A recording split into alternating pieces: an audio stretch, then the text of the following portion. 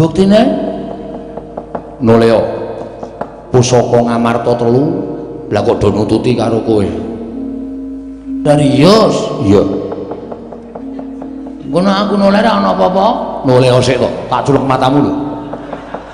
Iya, iki kasar ya suwe-suwe. Omong dipaido ngono kok mripat arep diculek ora. Udus. Weh, lah kok nyoto ta iki? Ya kuwi pusaka Ngamarta. Sing dawa niki Tumbak Kurwelang. Sing mingkup niku Payung Tunggul Naga. Sing kaya layang. Layangmu. Wah, iso nyanyi barang kowe. Iso wae. Wis iki wong edan. Nun ngapunten aku niku iso bales biasane refleks. Nek ro gareng niku iso bales-balesan ngonten niku soalé lah. Lah terus sing kaya gir becak niku. Kuwi Senjata Cakra. Senjata Cakra? Iya. Wah, jan kok malah papat. Kuwi katondo nek kelakuaning utawa tumindahing Siwa Ndrawati kuwi kleru. Mula pusakane trima uncat saka Kancing Gelunge. Terus gawanen. Oke. Kula gawa nggih? Ya. Mungkin aku alat waton kowe nyembah ping 3 ora kualat. Le nyekel nganggo tangan tengen, ora tangan kiwa. Tangan kiwa kuwi kotor. Tangan kok iso basa Indonesia? Reget. Ora makan.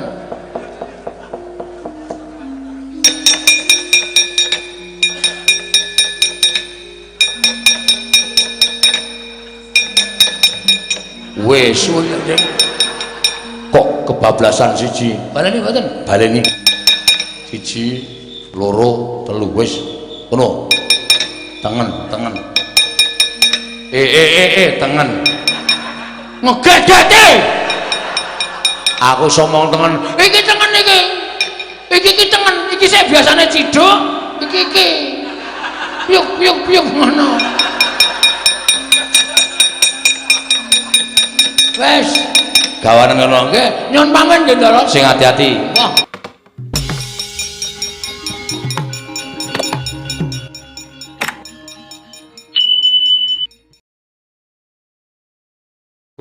Jagat Dewa Batur ya jagat Pangestu Para. Lah kok ora kaya sabene Bagong. Genep tata kramamu kaya nganggo busana kejawen. Mongko komplit kaya mengkono. Inggih Kyai, menika ingkang abdipun Panakawan Bagong. Panakawan Bagong padha rarja sak praptamu Panakawan. Nonamit pasang kaliman tabeh. Tinebena miladune dumawahing tawang towang sinuwun. Nyun pangapunten saben-saben kula medal sonten. Awit taun niki kula nembe ngerol. Pendak-pendak disuwuni Bagong medal sonten, mongko kula seneng nek kula dal kenjing. Mengkono Bagong. Mekaten inggih. Kok malang kerik lali nggih. Kowe nganggo busana kejawen komplit. Syukur-syukur Bagong yen to iso yasa nyilih. Oh nyewa nggih lah niki ra ketara to ikete sesake sinuwun niki sirah kula ukuran 94 kok sik kuwi sirah kok gentong lho karena nggih gedhe sirahe niku cerdas iya ikete ukuran 26 dadi ming cilik kaya susemprit nang mboten napa-napa semua niat kula pancen sowan ngersanipun sinuwun Prabu Darma Kusuma menika supados sampun ngantos ngisi-sini Bagong menika ya duwe tata krama ora Bagong menika kok dianggep wong sing gleleng, wong sing ndao lan sak piturute. Iya Bagong. Sembah bektos kula kunjuk. Iya tak tampa. Bekti aja dibasake bektos. Ngono nggih. Pangestuku tampanana. Kula pundhos. Ora sak kula pundi iki ora usah dibasak. Nggih, kula pundi. Enggo jimat paripen dayanana ing kasantosan pugulut. Anu sinuwun. Iya Bagong, pangestuku tampanana. Nun nggih penak nonggonmu lungguh. Sampun boten kirang prayogi. Jagat Dewa Bathara. Inggih jagat. Bagong Padhararja sapraptamu Pangestunipun sinuwun Prabu Ndawarawati wilujeng niring Sambikala Prabu Sri Bathara Kresna. Iya. Bekti kula konjuk sinuwun. Iya ya Bagong tak tampa. Pangestuku tampanana. Kula pundi nggo jimat paripe. Dayanana ing kasantosan paring paduka amawahana indah ing gesang kula sinuwun. Iya ya Bagong iya. Prayoga nunggu lungguh. Sampun boten kirang sekeca. Wah, sapa iki? Gus. Sinunganu Ndara Werkudara nding lali aku. Bagong Padhararja sapraptamu. Ngatunipun Ndara Werkudara wilujeng bekti kula konja nggih, Den. Yo, Bagong. Pangestuku tampanana. Nun inggih, nun inggih. Yen iketmu sesak sesuk ning nggon aku. Oh nggih, nggih. Mesti padha karo aku. Ukuran sirahmu. Oh nggih, ha sampean gedhe dhuwur kaya ngaten. Tirahe mesti gedhe. Tirahe mesti gedhe. Bangane gulune. Prayoga nunggon mulunggu. Sampun boten kirang prayogi, Ndara. Panakawan Bagong Padhararja sapraptamu. Pangestunipun Ndara Janaka wilujeng bekti kula kunjuk. Iya Bagong. Nggih. Bagong Padhararja, Bagong Padhararja. Nggih wilujeng Ndara kembar bekti kula kunjuk. Iya ya, pangestuku tampanana. Iya, pangestuku tampanana Bagong. Nun inggih. Prayogakna. Nun inggih. Sanget anggen kawit dadosaken jimat paripe. Mas Bagong wilujeng. Oh, Marsih. Nggih. Selamat wae kowe isih ajeg dadi abdi Ngamarta. Tasih. Syukur-syukur. Nomormu ganti kok? Mboten. Kok tawar ora tau mlebu? Wah, pripun? Kuwi lho sing nang nggon HP lho. WA. Kuwi nek diwaca wa. Ora tau masuk. Gantos kertu. Yo ya aku ngabari aku kok nek ana perlu-perlu apa-apa kan iso sambung antaraning kowe karo aku. Nggih, nggih, dipun prayogaken panjenengan kagem busana Jawa menika dipun sawasake mriki ketok bagus. Ketok laku ganteng semorot cahyanipun. Nggih cangkeme kekamban. Wah, cipok. Munake wong lanang kok cangkeme kekamban. Prayogaken Mas Bagong. Heeh, iki aku lagi penting ora sambung rembug kowe karo aku ki mung ngabdi. Nggih, nggih. Engko ndadukani sinuwun Prabu Darma Kusuma. Nggih. Mangke mampir. Cuwong pa. Nggih. Engko tak perloke, dela-dela ya. Nggih. Panakawan Bagong. Nun. Ana wigati apa Panakawan dene sira sowan mangka tanpa tinimbalan. Sepisan kula ngaturaken sembah pangabekti kunjuk dungkap angka kalih sowan kula menika boten saking pikajengan kula piyambak nanging kula dipun sotaken. Disotke karo sapa? Dikongkoni lho diutus. Hah. Kula niku diutus kalih Bapak Semar. Saderengipun kula ngaturaken wigatos ing pasewakan, Bapak Semar ngaturaken sembah pangabekti kantun Ndara Puntadewa. Iya ya tak tampa bapakmu ngaturke bekti. Matur sembah nuwun. Angka kalih kula ngaturaken bektinipun simbok katur Ndara Puntadewa. Iya ya Bagong tak tampa. Tiba sepadha-padha gandeng wong tuamu kuwi piyai sepuh. Mekaten semanten niku ugi. Semanten ugi kula nggih ngaturaken sembahipun Kakang Mas Gareng. Iya iya tak tampa. Nun nggih. Kalih bojone Gareng nggih ngaturke sembah. Iya tak tampa Bagong. Nggih, Petro nggih ngaturke sembah sungkem. Iya iya Bagong tak tampa. Nun nggih. Kalian bojone Petro nggih ngaturke sembah sungkem. Iya Bagong. Kalih bojo kula nggih ngaturke sembah sungkem kalih RT nggen kula. niku nggih ngaturke sembah sugeng klebet Pak Duko. Iya Bagong tak tampa. Kamtipnas Pak Karjiyo Ora iki kok sapa-sapa tok aturke iki. wis sing jeneng wong dititipi niku nek ora diaturke dosa. Kudu diaturke komplit. Lah iki engko entek-entekke wektu nek tok aturke kabeh wis pokoke ditampa ngono wae. Oh nggih. Lah iki mekaten sinuwun. Mugi ndadosna ing kawuningan. Iya ya Bagong eneng apa? Kula niku mboten kanthi kanyono-nyono ditimbali arek bapak. Monggo sing adat saben ditimbali niku 1 Gareng 2 Petruk. Niki Petruk kali Gareng mboten kanggo niku sing ditimbali bapak. Blas ora ana Petruk, ora ana Gareng, kula ditimbali bapak. Terus kula sowan ngersaning bapak. Agung. Dalem, Pak. Mun sewu kula nirokke ngendikane bapak nggih. Iya ya Bagong. Nggih. Mengke ndak dikira kula niku nyatut omongane bapak mengke ndak dosa. Iya ya Bagong. Sak banjure piye? Ana apa, Pak? Ora ana apa-apa. Kula niki nirokke omongane bapak. Oh, lara ngerti kok ya. Wah, wis parah iki. Ngaten. Ana apa, Pak? Ngoten. Ampun semaur. Ora. Ngoten niku. Blegegek ku gek sadurita. Me. Bagong. Kowe anakku sing ora tau tak kongkon, dina iki tak kongkon. Kongkon teng pundi, Pak? Kula matur ngoten tuh Bapak paring pangandikan. Sowana pepundhenmu Pandhawa. Oh nggih. Mergo dina iki aku duwe niat, aku duwe kekarepan ya kuwi pengen mbangun Pura Kencana. Bangun Pura Kencana. Nggih. Tegese bapakmu bakal gawe wewangunan sing endah. Ampun salah tampa.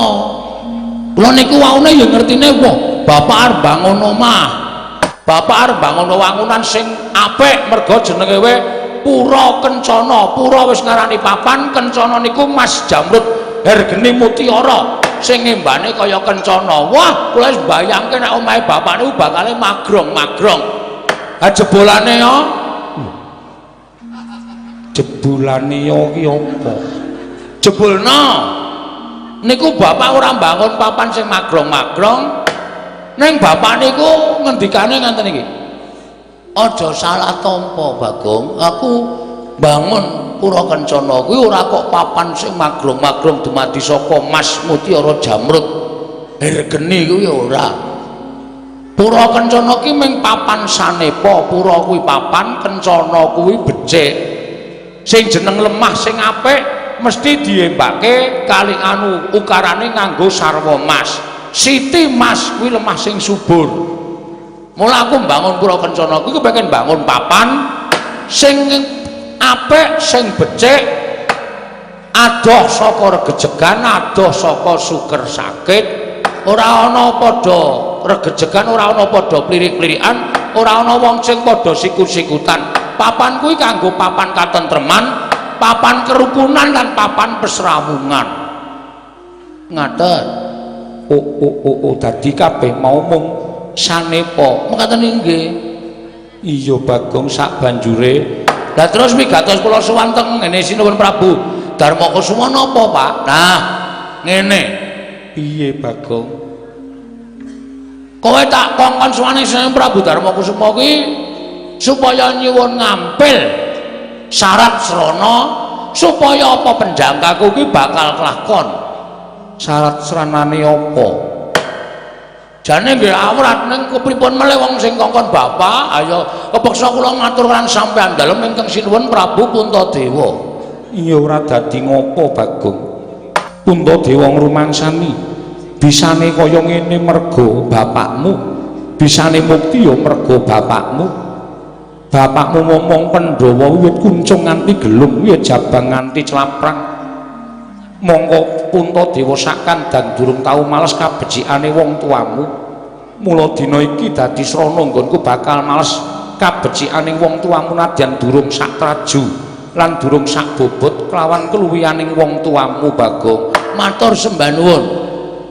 Mara gage matura wigatine apa sarta nyuwun ngampil apa Prabeya mboten duit iya mboten panjenengan mboten presa nek saniki Semar niku wis kecukupan iya wis cukup menderita iya Bagong nggih niku wis suwe iya iya aku wis ngerti nggih sing dibutuhke niku mboten kok perkara bondo pranapsa cicis alon-alon Bagong ora sah kesusun nggih karang cangkeme kejembaren nek arep muni niku sok ketekuk-tekuk iya mboten perkara brana picis Prabeya jamrut hergene menika mboten nanging pusaka ngamarta ketiga isih tenang durung ana reaksi apa-apa pusaka ngamarta ketiga inggih menika setunggal tumbak apa ya wah lali aku ki mau diwelik kok nyatet ya ora tak catet bareng tekan kene tumbak ngamarta nggih napa asmane sinuwun tumbak Karawelang nah tumbak tempe Karawelang ora nganggo tempe oh iya ding tumbak Karawelang angka kalih payung moco payung tunggul naga angka 3 inggih menika pustaka Jamil Saipul Jam apa dah pustaka Jamus kelima Sada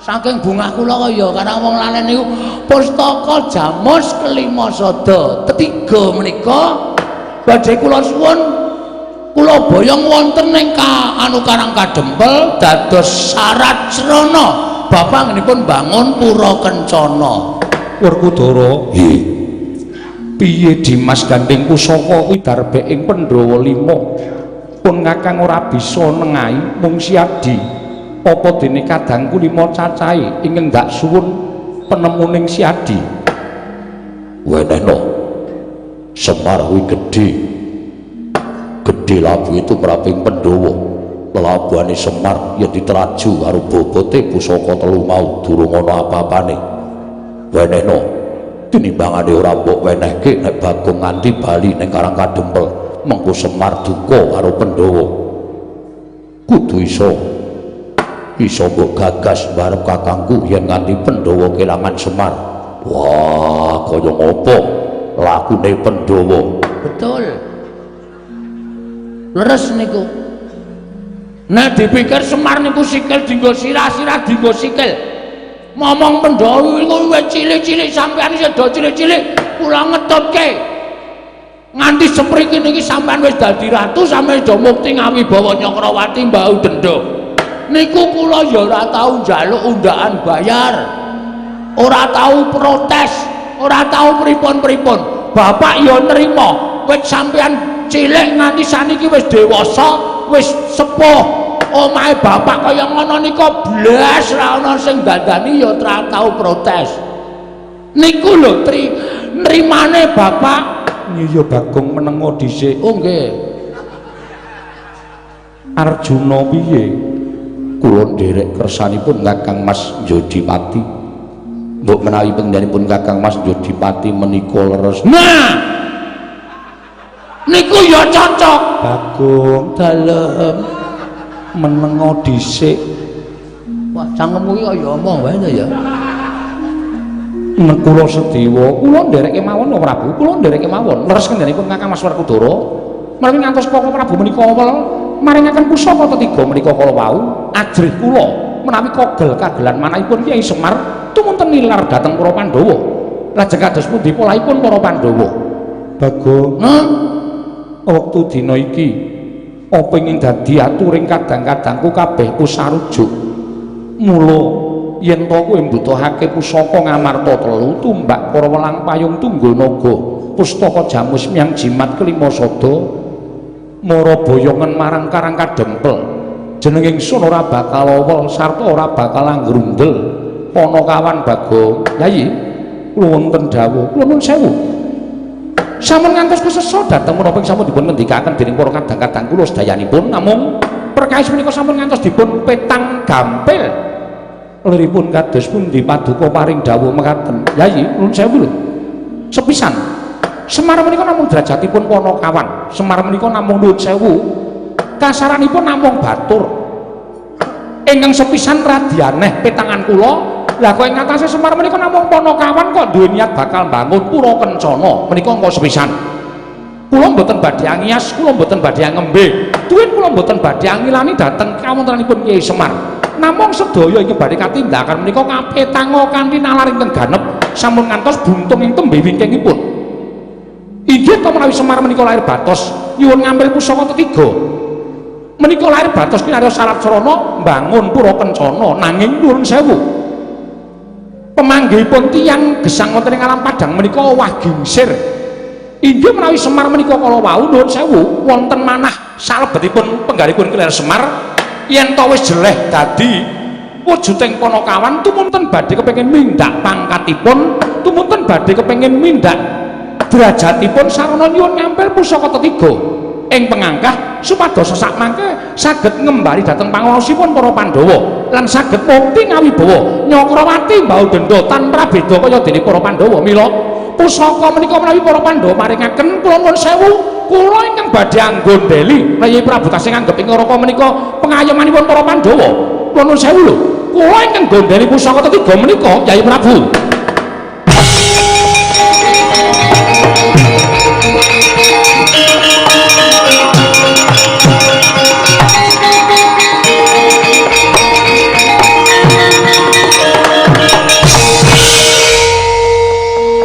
nuwun sewu sinuwun Prabu Kresna Bagong piye bareng sampeyan paring pangandikan kaya ngeten niku kok ati kula kaya ora penak lho ora penak perkara apa ora kepenak piye peranganing Pandhawa 5 cacahe wis paring pangestu paring palilah kula mboyong pusaka 3 tumbak kala welang payung tunggul naga pustaka jamus miang jimat kelima sada nuwun sewu lah kok dadi sampean duwe penemu nek Semar duwe niat sing ala kepengin dadi piyayi sarana kedurungan pusaka 3 nuwun sewu sampean lek ngitung saka ngendi heh sampean lek ngitung saka ngendi kula tak takon karo sampean Bagong aja ngono sabar sabar apa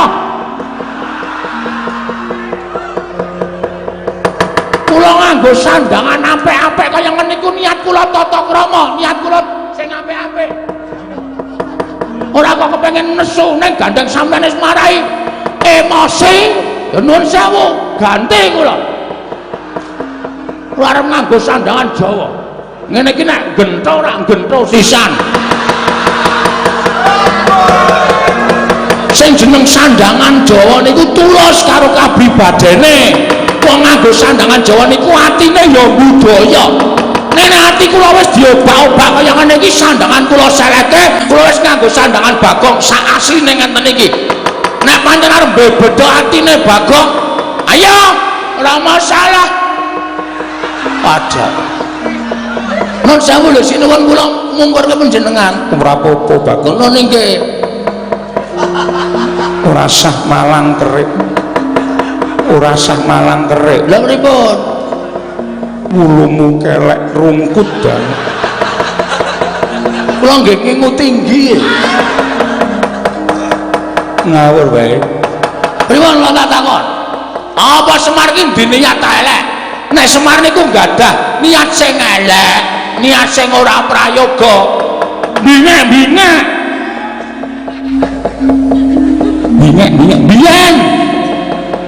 biyen Semar niku duwe niat sing elek nek napa tau Semar duwe niat sing elek Semar niku pengen bangun pura kencana pura tegese papan kencana niku dumadi saka mutiara niku wujudan sing apik sing becik bangun papan sing apik sing becik teng negara Ngamarta mriki ngoten supaya masyarakate ayem tentrem rukun enten apa-apa aja rukun ora mung dangdut aja jotosang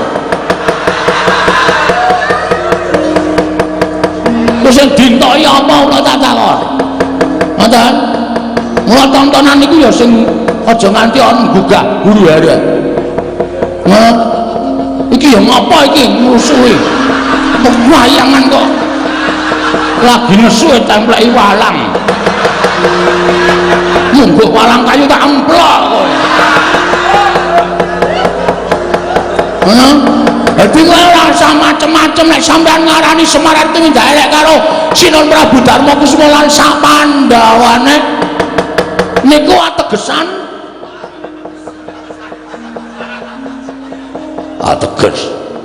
ateges niku ora pati seneng nek tegesan kok seneng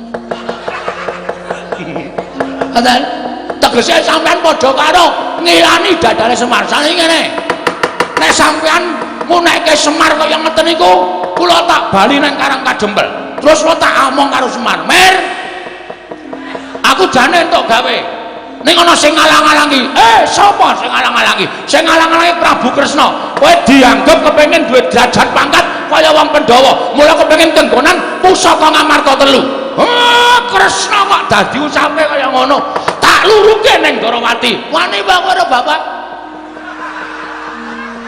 wani ye muni wani tak du saiki kowe gene sampean ora wani kok ngelelek wong sampean ae dhewe ora lho aku kira ngelelek wae ngono ora ngelelek kowe ngunekke Semar ben tenggonan derajat pangkat ora ngelelek iki dasarmu apa aku mung bedhek ning ngarani wonge wah kok saya Werkudara sabar iki lagi gayeng nek babeh ora kowe arep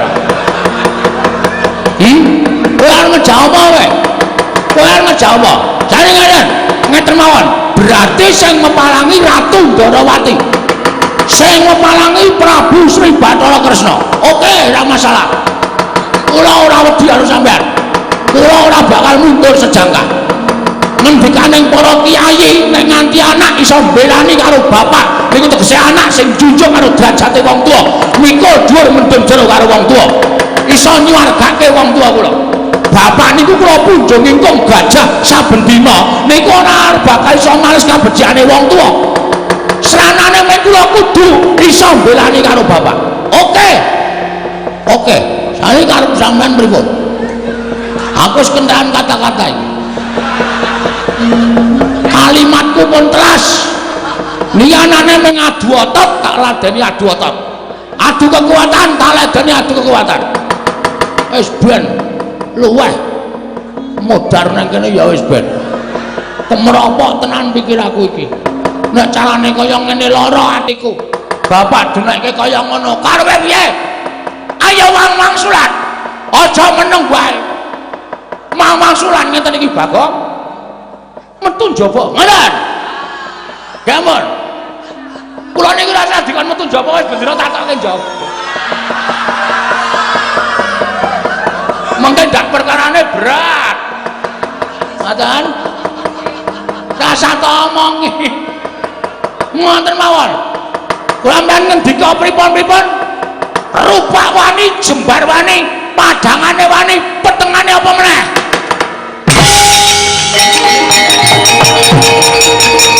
kudus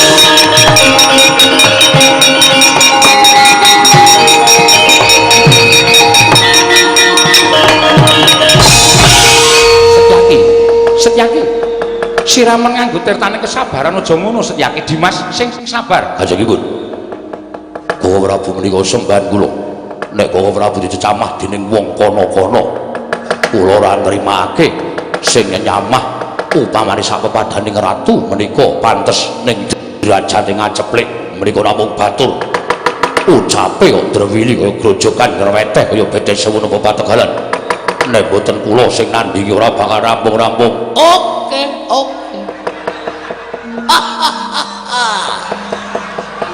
pancen tak Sampeyan ora krasa, sing tak unek-unek Kresna, sing tak lirik Sencaki. Padake apa? Setyaki sabar, sabar. Kajengipun. Kajengipun sinuwun. Lho, aku ora ngopo-ngopo. Kaya ana sing jawel le, Bagong sabar, Bagong sabar. Sapa ya? Aku ora. Ndara Janaka. Aku ya ora. Kowe sih? Mboten. Kowe senengane jual jawel. Anggere kurang jual jawel. Niatipun pripun? Kula wis ngerti kok sampeyan mesti mbelani ratu Gusti sampeyan. Bagong kowe mau nantang muni piye? Waduh lali. Mau saiki tahu roti. Nek mau kon balene wis ra iso. Yen kar nantang Koko Prabu, mungsuhe dudu Koko Prabu. Lho, sapa? Mungsuhe Setyaki. Ayo dijajal Bagong harus Setyaki menang sapa? Kowe iso ngalahke Setyaki. Kena adu arep karo Koko Prabu, ning kowe ora iso ngalah Setyaki. Aja takut dosa, bali mungkari jeneng. Ngono yo. Iki serius iya iki. Iki tenan iya iki. Iki ora guyon lho. Nek tantangane wis kaya ngono kuwi tantangan sing tenanan. Ora masalah. Ora masalah. Apa dianggap aku wedi karo sampean? Ngendi papane wong ngasut?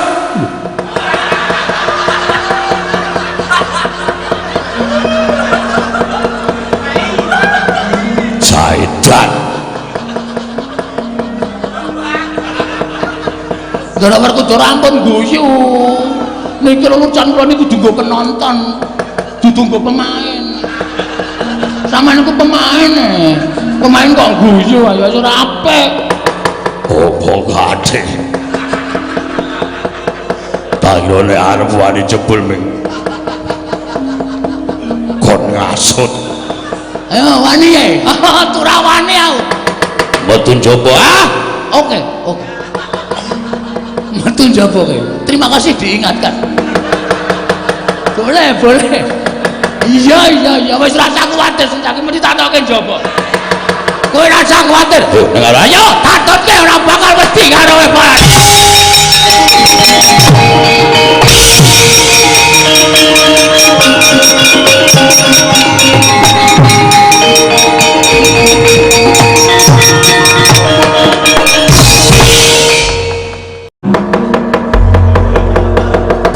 Wani karo Setyaki.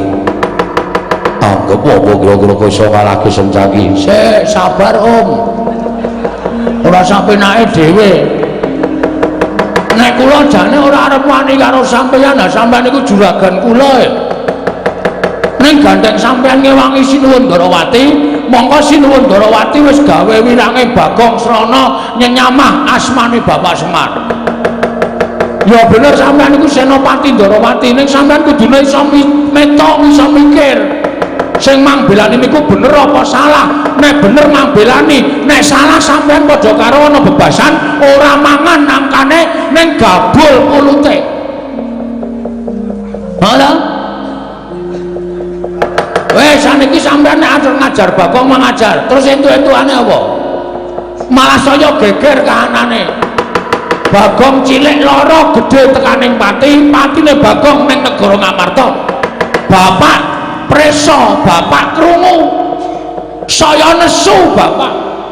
Sing mantani Bagong sapa? Setyaki. Bapak terus cancut tali wondong goleki teng Garbarusi. Ketemu sampean, arep sampean digdaya. Wani karo bapak. Hah? Piye iki kok ora dadi piye? Wis glelek kaya ngono kok bareng aku omong kaya ngene kok terus atimu kaya tidak. Dewan, monggo, ora masalah. Aku arep tak tonyo-tonyonan. Aku arep tak antem-antemen, ora masalah. Aku arep tak ajar-ajaran, aku ora apa-apa. Wis lara kula lakonane. Mati nek perlu kula wujude. Ning siji lho, Bagong ora marahi, Bagong ora tumindak sing elek, Bagong mung mbelani karo Bapak Semar. Merga Sinuwun Darawati nyamah jenenge Bapak Semar luwe-luwe Sinuwun Darawati sudut karo Semar Badranaya dianggep Semar bakal ngembari panguasane para Pandhawa. ora mungkin itu terjadi. Mboten bakal mungkin terjadi. Ning Wasemana sampean lara ati mergo Sri Ndrawati tau nek-nekke terus sampean arep ngajar karo Bagong. Ah monggo. Aku ora masalah. Nek mung tok polo aku ora masalah. Wis lor cilik lara gedhe tekane pati tak wujudane ora masalah.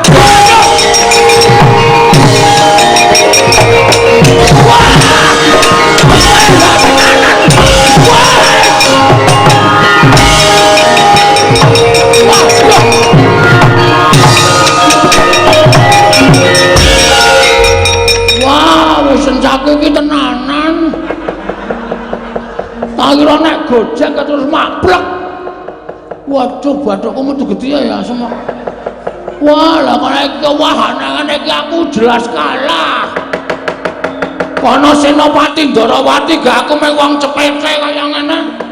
Nek nganti kono gawa gada wesi kuning, aku ya ndek gada ning jelas kalah. Upama didu jelas kon aku ajur. Yakin sumpah, wis iki nek aku ra mulih ning Karang Kajompel iso dadi banteng tenan nek kaya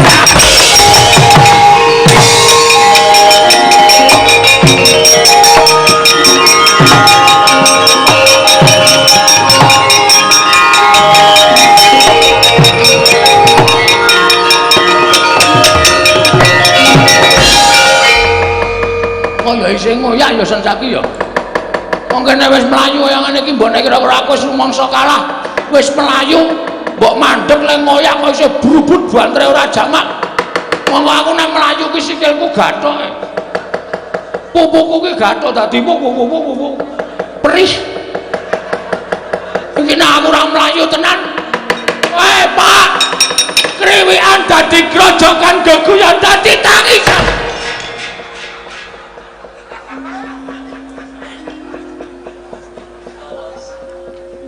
Ngopo, Gong? Mate aku. Wis cilaka tenan iki. Rana ketemu Sencaki. Dul Kresna wis ngetapke wong-wong anak-anak Pandhawa. Walah yem. Ngimpi apa kowe istriku tercinta? Kang Mas mukane ngaya ning dalan yem. Ngopo nangis, Gong? Nangis wae. Sampeyan tekan riki mesti kowe Bagong wani karo Siwa Ndarawati. Pecah sirahmu dies. Piur. Modar kula. Rasa nangis. Rasa nangis apa? Arep diajare kon ra nangis. Menengo sik to. Kowe tak kandhani. Apa? Lho ora basa. Anu pripun? Aku ki pikiranku ora kaya wong-wong kae. Terus Kakang Garwaca Kakang Turjo, Mak Sestyaki kan kewangi Siwa Ndarawati. Heeh.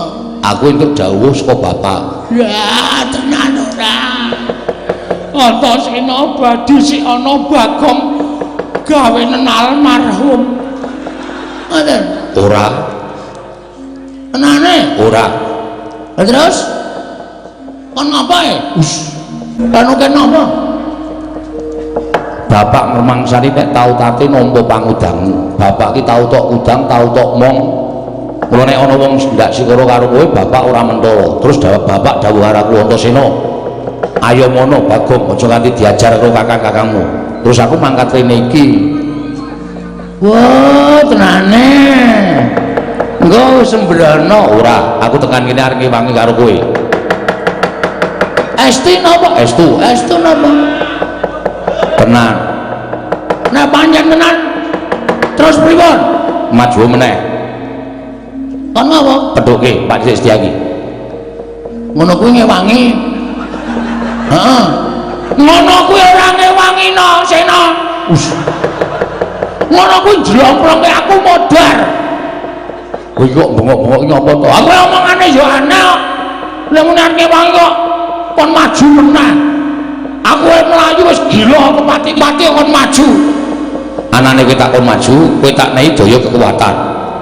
Paserten? Yo. Apa? Pusaka? Ora. Daya kasetan apa? Tinatamen dadi menten? Ora. Ning aja kuwatir. Supaya kowe diantem ora ngrasake lara, kowe dipateni ra iso mati, kowe dikapak-kapake ra ngrasake lara, ana carane. Carane piye? Aku tak mancing ning awakmu. Mancing ning awakmu. Mancing ning mriki? Iya. Terus metu ngendi? Metu sarana sukma. Oh. Metu cangkem ora. Niki ora. Napa niki cium ning ngombo. Kita cium ning wis kuat jembar banget. Ora. Aku njaluk karo kowe. Heeh. Iya. Iya, heeh nggih pripun? Ngampet-ambekan aku tak mlebu ning awakmu. Ngampet-ambekan? Iya. Engko kula lara-lara, awak kula melar. Ora. Aku iso dadi cilik. Iso manjing ning awakmu. Nan? Iya, tenan. Wis, nek wis tak jini aku wis manjing awakmu, kowe mungsuh paman Setyaki, kowe diantem ora ngrasake lara, pateni ra iso mati. Amo Surakarta Jaya Mrana. Enteni kono Setyaki. Wis gawe yo. Ngampet-ambekan. Gua aku tak manjing ke awakmu, nek kowe dikapak-kapake ora bakal ngrasake apa-apa. Wis ngono ya, Kok. Tak manjing dina iki kowe dadi wong digdaya merga Antasena. Wis saiki wae ya. Wah, selak modar. Omong wae ora. Wis.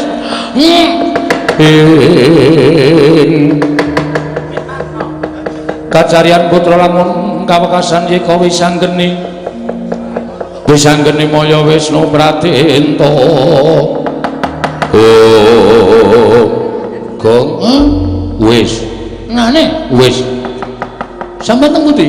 Aku ning awakmu. Lho edan iki. Kok ora mbrenjol ya? Ora. Elok tenan kok. Terus kekuatan kula kowe ngopo-ngopo iso. Masa? Iya.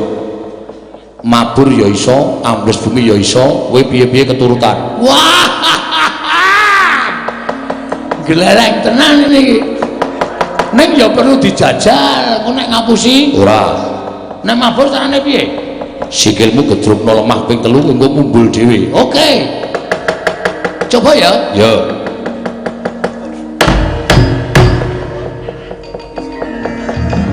Weh, nyata tenane. Waduh.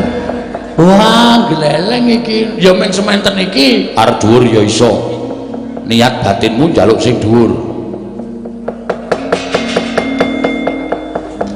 Waduh, ora weruh apa-apa malah ini. Ming gothok medun mawon. Nek medun pripun? Awake rada didoyongke mengarep. Wes semene wae.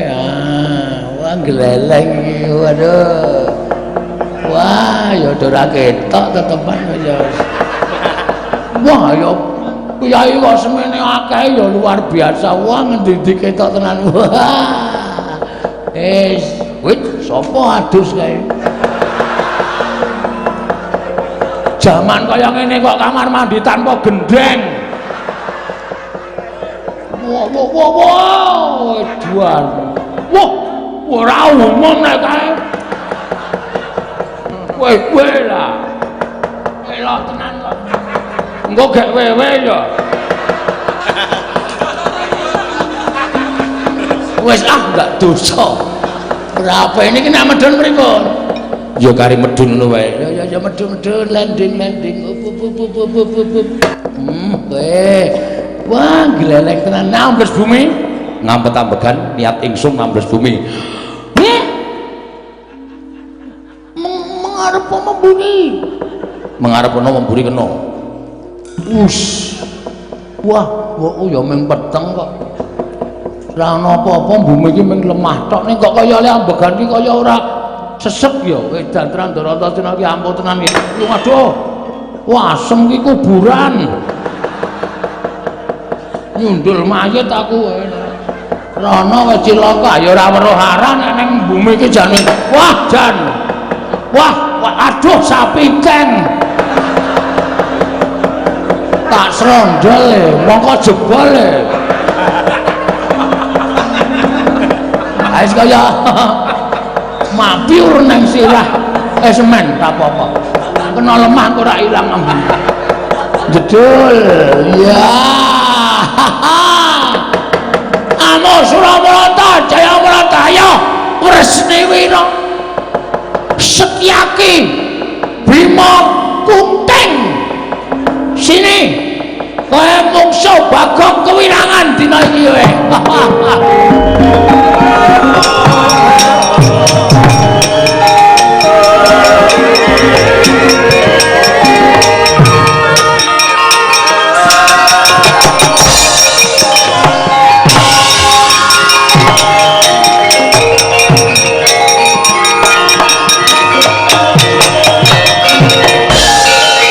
Subarmu manguwuh-wuh karo Setyaki mau aku kalah karo kowe saiki kowe wis ngara menang karo aku